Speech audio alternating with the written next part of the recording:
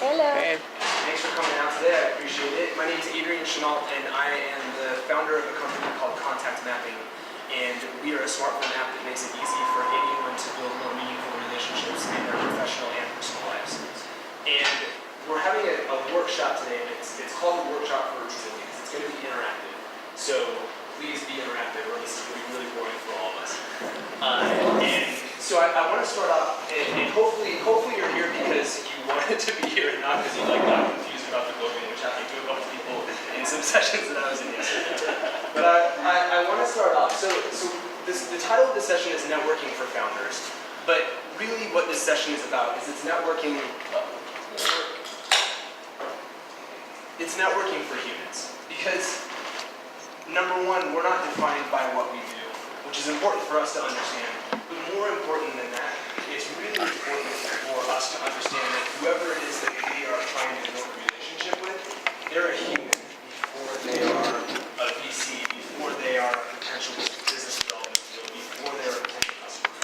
And we've got to go back to relating more meaningfully as humans if we're going to build successful relationships. And if we don't do that, then you're going to be left in this position of coming across contrived, coming across trying to sound too pitchy, coming across all sorts of ways that don't serve them and also don't serve you because you're putting yourself into this sort of transactional position.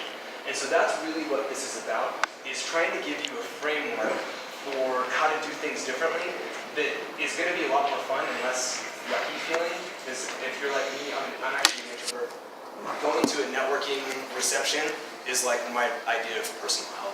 There's nothing that sounds worse to me than going to something that has networking on the label. So you guys are already brave souls for showing up here today, but that's not what this is going to be. What this is going to be is how do you go and build a true relationship with somebody, regardless of whether they, according to sort of society's values, are above you in the food chain, below you in the food chain. What we want to do is teach you how to relate to everybody in a way that's organic and meaningful. So, gosh, this is good. There we go. So, like I said, this is interactive. So I want to hear from you guys. So maybe before we go to that question, show of hands, who is either working for a startup, owns their own, is the founder of a startup or founder of a small business that you own? Okay, awesome, good. You are my people. This is excellent. So I don't know. Who knows? Could be like, the guy who's selling stuff across the street. Who knows? So anyway, why are you here today? What do you want to get out of this? What would you like to walk away from this session taking away? All the answers. Good. That's right.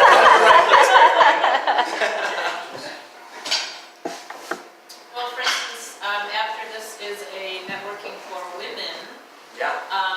But I've already been doing these seminars all day today, so I just decided I'm going to skip it because it's going to take a lot of energy and I need to get home. Okay. So is there a way, but I am possibly going to miss out on some meeting some, good people. Yeah. But, there's only so much bandwidth Yeah. that I have to.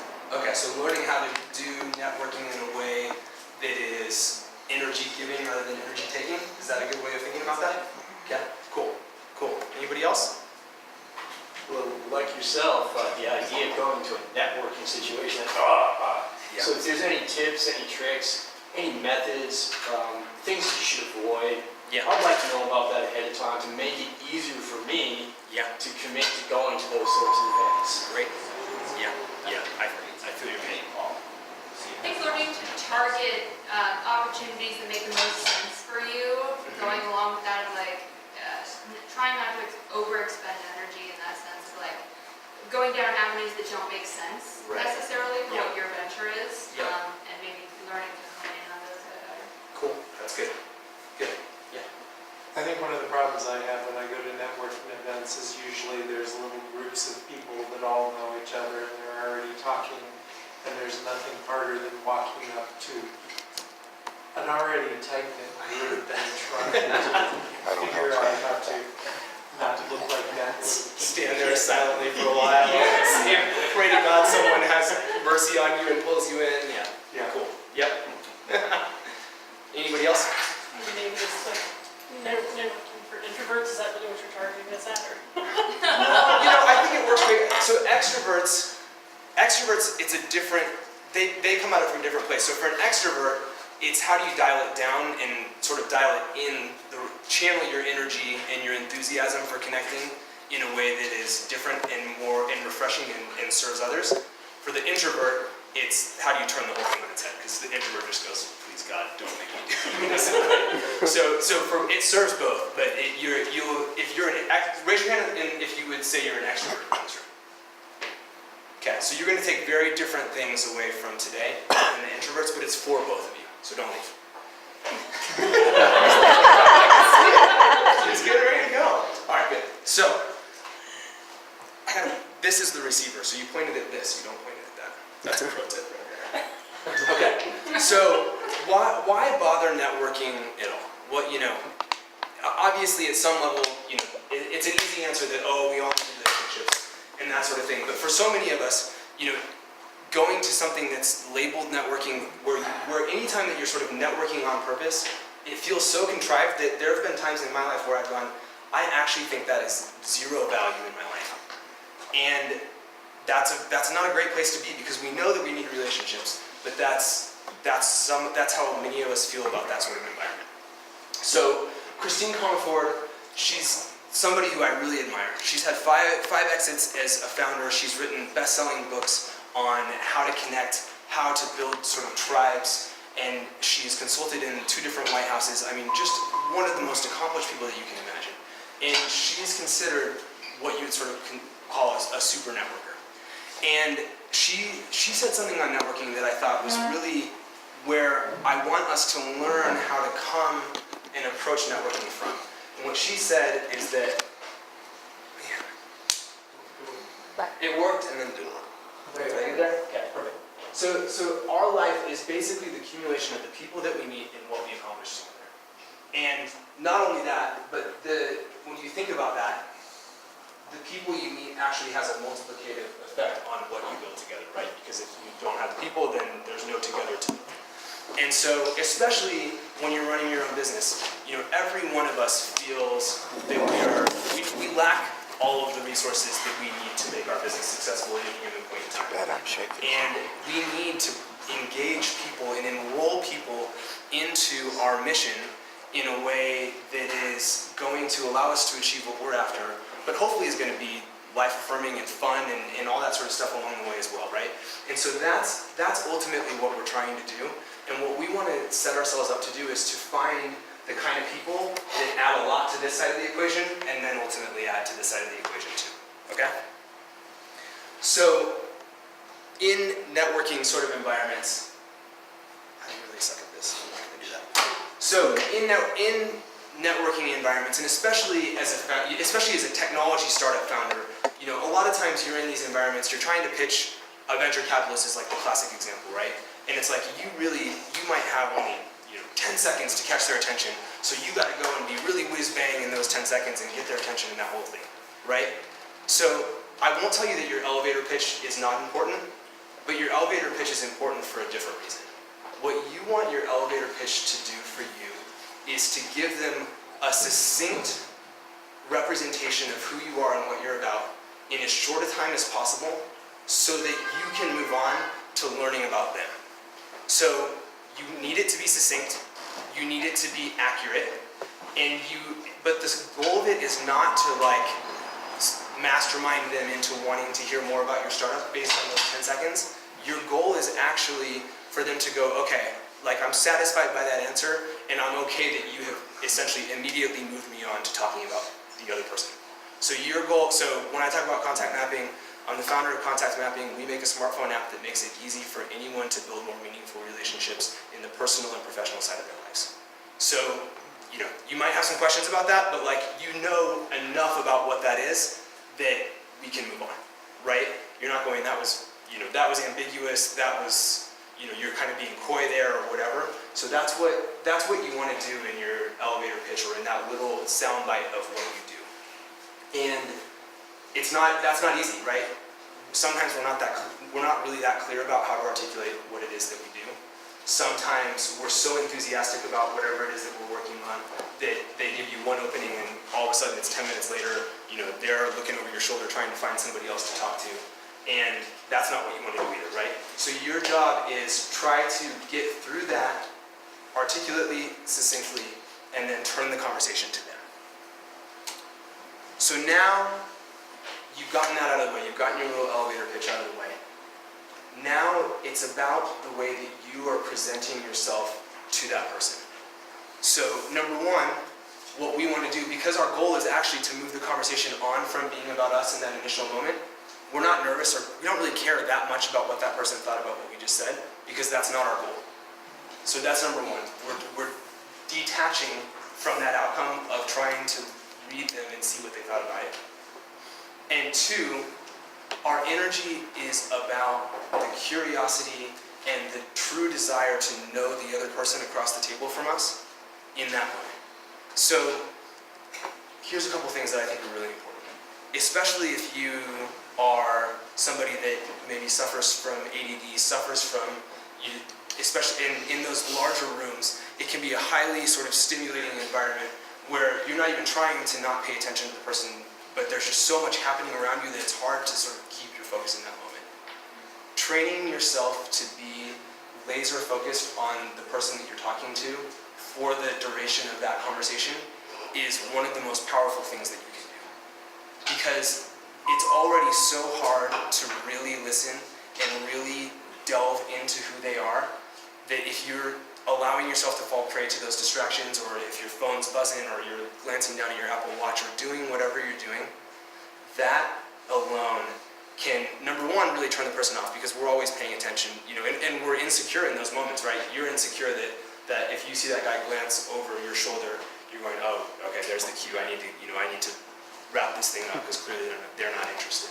So to have that focus endears you to the person, and it allows you to do a lot more of what we're going to talk about next. So your job is to get as interested as possible in the human being that you're talking to. And I say the human being, I emphasize the human being, because we care maybe about the project that they're working on, we care maybe about their business, we care maybe about their accolades, whatever it is. That's probably going to be the stuff that a lot of people are going to want to talk about, because they're still in this mode of trying to present themselves a certain way. What you're trying to do is be curious and to get past some of those facades and past some of that surface level bullshit, for lack of better language, and to cut through to who they are. So you're talking to somebody, let's say that they're another founder, or they're somebody that's in the same industry as you, and you're sort of in one of these things, and they're going, oh, I've created this thing, and we've recently sold to these 3 new customers and this sort of thing, and your job is to go, okay, cool. Well, so what does that mean for your business that happened? Or so what you're trying to do is get underneath whatever the news is that they're presenting to you into how that relates to who they are as a person, because that's going to start to open up that power of relationship and that power of relatedness to actually build a relationship with them instead of just hearing about the news of whatever it is that they're doing. Because ultimately, their favorite topic is them. All of our favorite topic is us, right? So the greatest, if you think back to a conversation, especially with a stranger who you met, and you go, oh man, that person was great. If you stop and think about what it was that you actually talked about in that conversation, there's a very high probability that the reason you enjoyed that conversation so much is because they asked good questions and got you talking about you. That's just, and it's funny because we're not even conscious of it in the moment, right? So we think, oh, we had this great, two-way conversation, and then you reflect back on it, and the better you felt about the conversation, the more likely it is that you were talking a ton about yourself, and that they just paved the way for you to do that. And so, for an introvert, this is sort of the secret weapon, right? Because for the introvert, you're nervous, you're trying to sort of feel your way through the conversation and you don't know what to do. But if you can kindly, interestedly, without over-rotating to where you're creepy, if you can ask, which look, like when we first we're figuring some of this stuff out. That's a real thing. So you got to learn how you're going to have to practice these questions, and we're going to give you a guide at the end of this that you can download if it's something that you want to go and explore some more to help you along the way with this.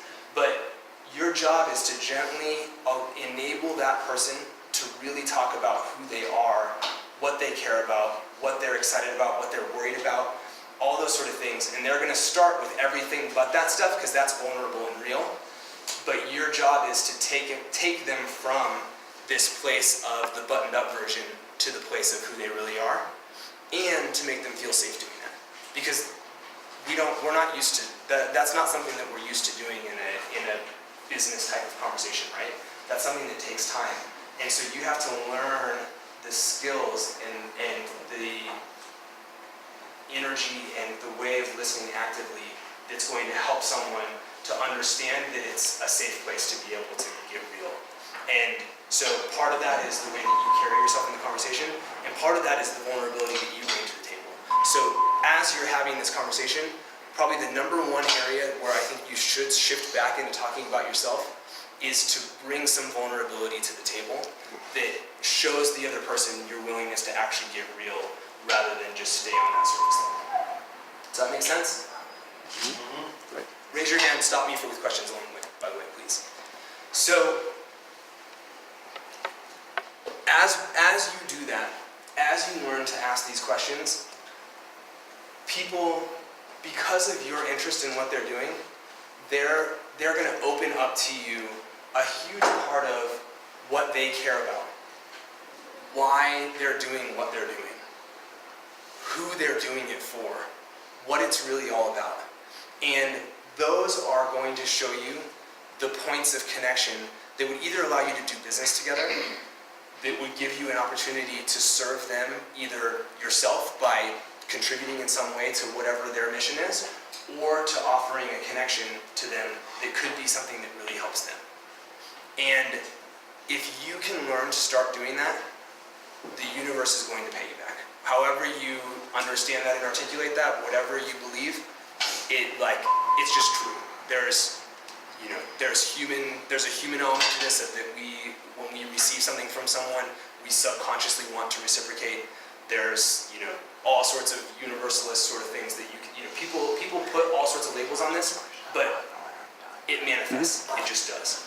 And so learning what you're looking to do is to get the roadmap of who this person really is, what they're trying to achieve, and that is going to unlock your power to serve them, your power to speak into what's in it for them, so that when you want to ask them for something, or when it comes time to propose that there's some way that you work together, whatever that looks like, whether it's an investing relationship, hiring somebody, a business deal, whatever it is, that you're speaking to that from the point of, I understand you, I understand what makes you tick, and I am couching what I'm sharing with you or what I'm asking you straight into who you are and what you are trying to achieve. That's much, much more powerful than sort of throwing darts in the dark, right?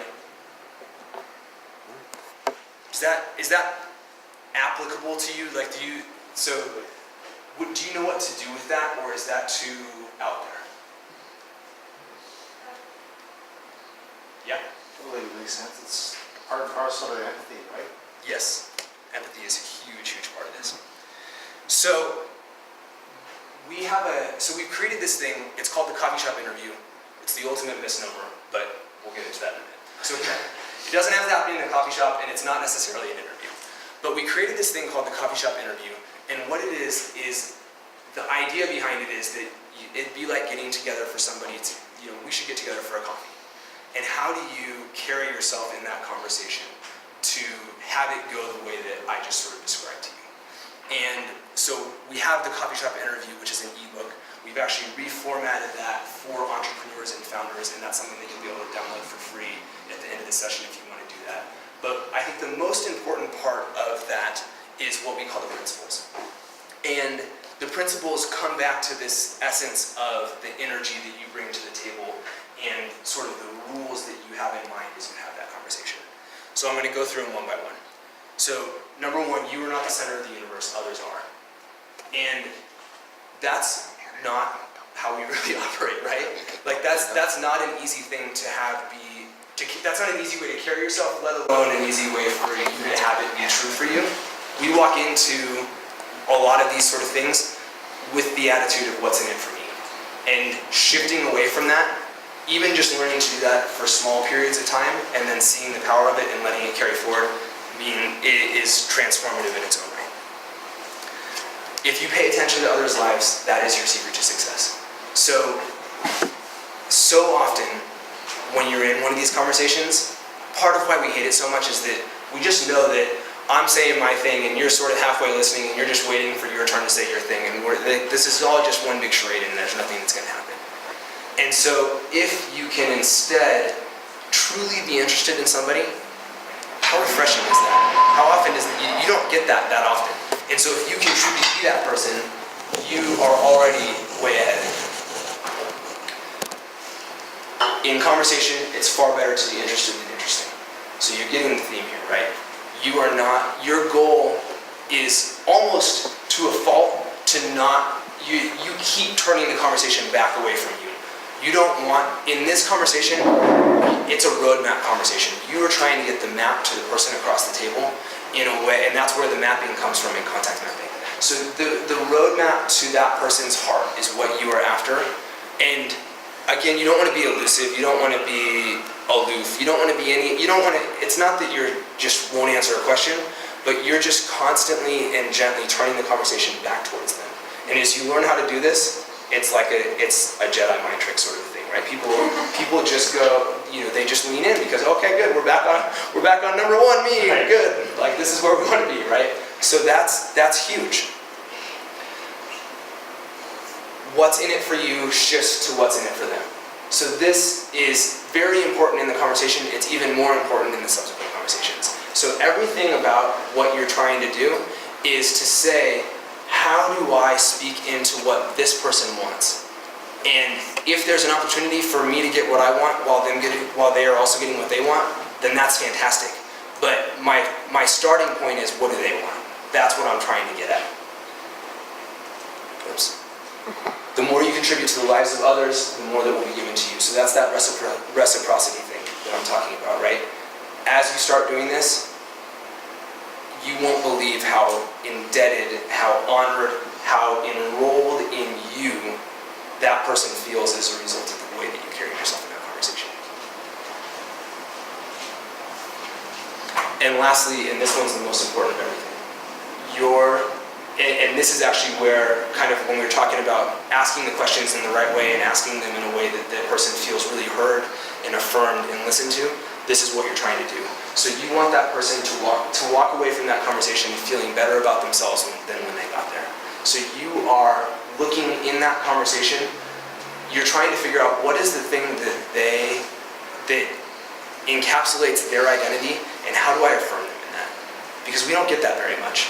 And when we do, again, there's this shift that occurs inside of the person that you're talking to, where suddenly they're, regardless of whether you're going to do business together, they're your fan.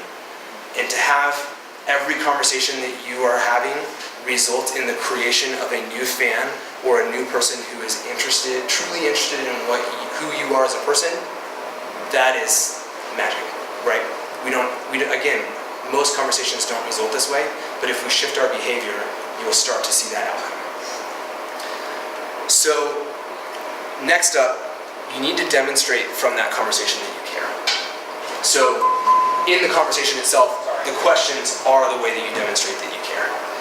And I can't remember who was asking the question before, but one of the things that we were talking about is this actually precedes this way.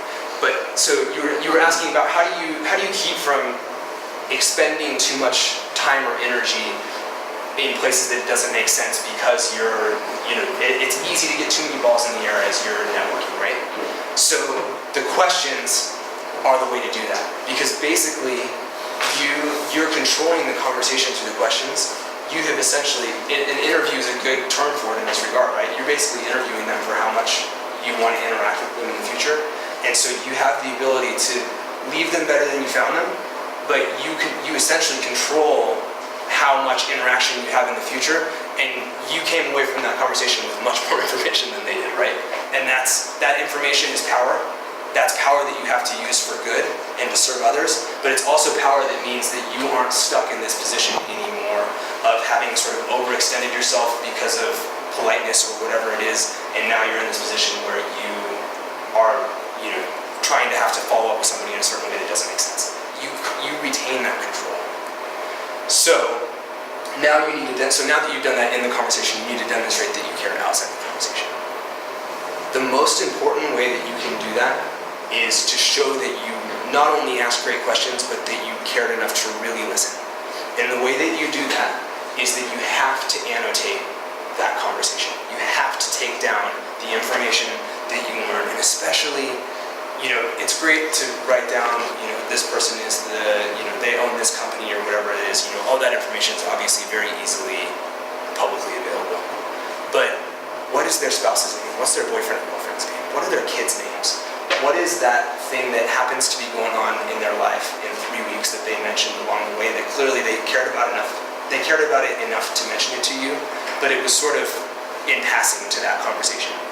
Those things are the things that you are going to be able to leverage in such a way that you really build that relationship. And it's about that follow-up. But in order to do that, you think you're going to remember, you're not. Especially think about Longmont Startup Week. This is the classic example, right? You guys are going to be here all week long. You're going to stay and chat after this session. You've already been meeting people in between sessions. And by the end of every day, part of the reason you're not going to the women's networking event tonight is because your brain is already overloaded with all the people and all the information you've taken in along the way. And so having a method and a place and a discipline to make it really easy for yourself to capture just a little bit of information about each conversation that you're having along the way is going to make a tremendous difference. It's going to make a difference first when you follow up, and it's going to make a difference second because you're going to develop this database and this resource to draw upon that is going to become very, very powerful.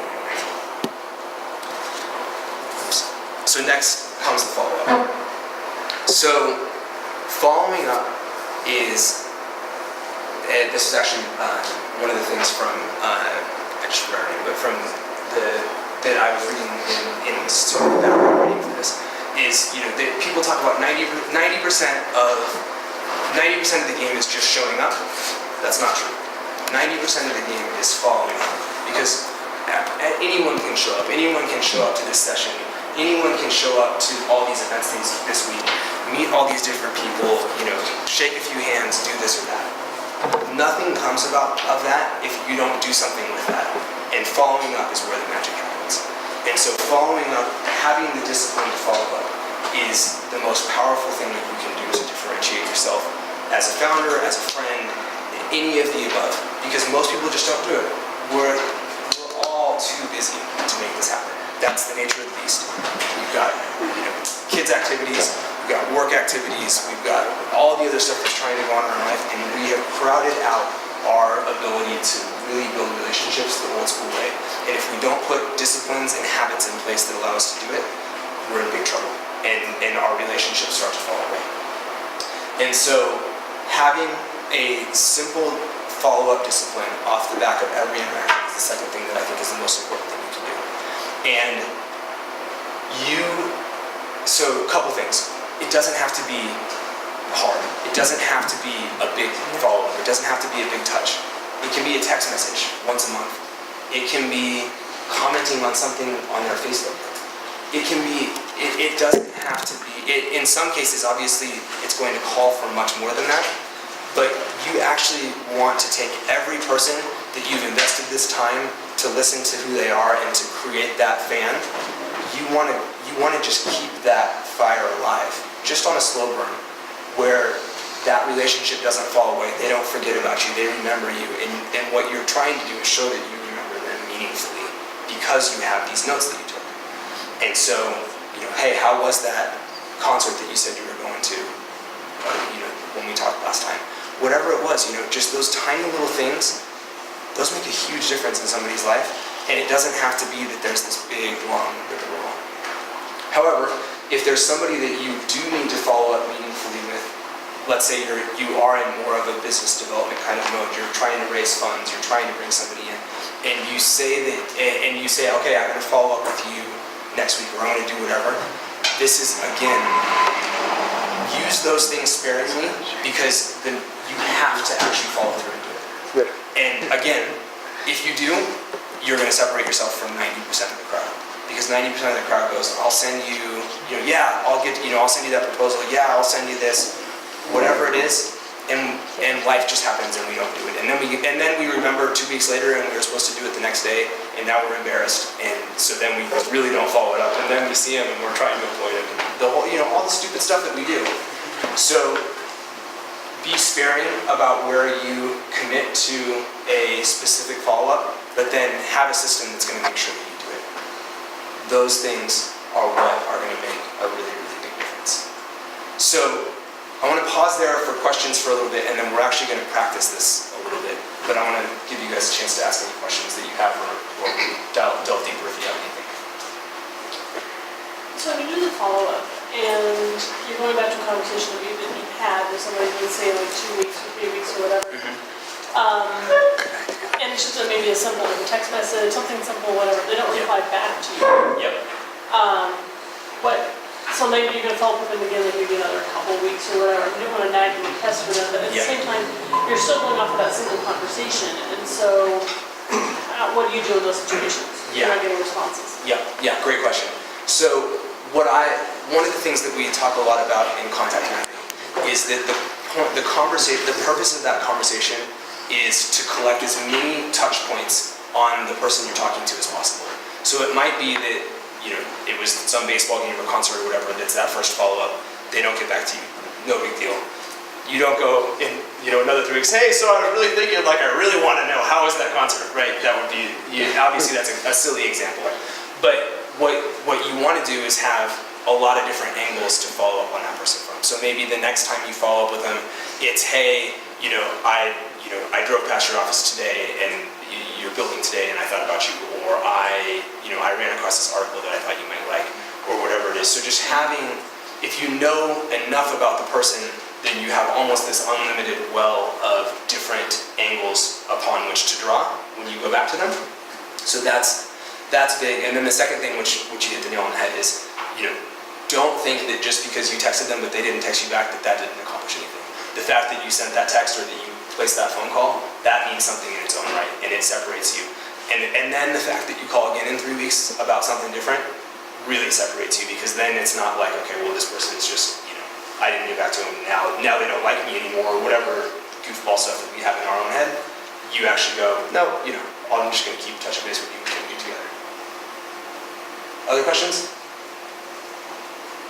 If you have a connection, meeting, coffee with somebody, and then life happens and you just get really busy, and you're usually pretty good about following up, but it was 3 weeks later, and you didn't do that thing. Can you make a time cutoff of whether it's too awkward to be like, hey, thank you for giving me the coffee last month? I don't know, I've gotten stuck in that situation where I didn't really know what was appropriate to follow-ups after weeks passed. Yeah, good question. So I would say it depends. So there's two different parts of this. One is, did you promise something, or was it just I just should have sent a thank you note or should have called you and said thanks for doing that and I never got around to it. If you promised something, then the #1 rule is don't make an excuse and just call it on yourself. So just say, hey, I'm so sorry that I was late getting back to you. Be vulnerable and just call that on yourself, and that takes away any sort of awkwardness pretty quickly in my experience.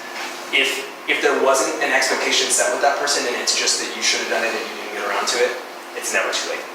Just people appreciate hearing from you, and explicitly don't